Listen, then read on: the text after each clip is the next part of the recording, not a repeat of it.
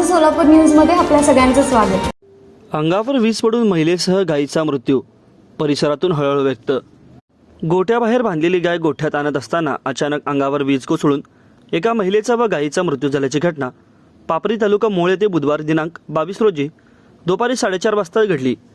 छाया बळीराम कासार, वय वर्ष 40, राहणार पापरी असे मृत महिलेचे नाव असून मोळ पोलिसांकडून मिळालेल्या माहितीनुसार पापरी येथील बळीराम कासार यांना 8 जनावरे आहेत। दुपारी 4:30 वाजता सर्वजण गोठ्यात बसले होते। त्याचवेळी पाऊस व वादळी वाऱ्यास सुरुवात झाली।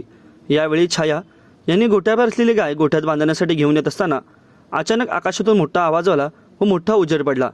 त्यावेळी बळीराम कासार हे घाबरून बाहेर आले। त्याने पाहिले असता पत्नी छाया ही घरासमोर पडलेली दिसली, तर जी गाय गोठ्यात आणावयाची होती ती गाय ही गोठ्यासमोर पडलेली दिसली। यावेळी बळीराम कासार यांनी त्यांच्या मुलाला व दुसऱ्या नातेवाईकाला बोलवले। सर्वांनी छायाजवळ जाऊन पाहिले असता तिची कसली हालचाल होत नसल्याचे दिसले।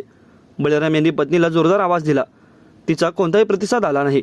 तातडीने पत्नी छाया ही उपचारासाठी मोळ येथील ग्रामीण रुग्णालयात आणले असता डॉक्टरांनी तिला उपचारापूर्वीच मृत घोषित केले। या घटनेची खबर बळीराम मनोहर कासार, वय वर्ष 45, राहणार पापळी यांनी मोहोळ पोलिसात दिली असून या घटनेचा अधिक तपास मोहोळ पोलीस करीत आहेत।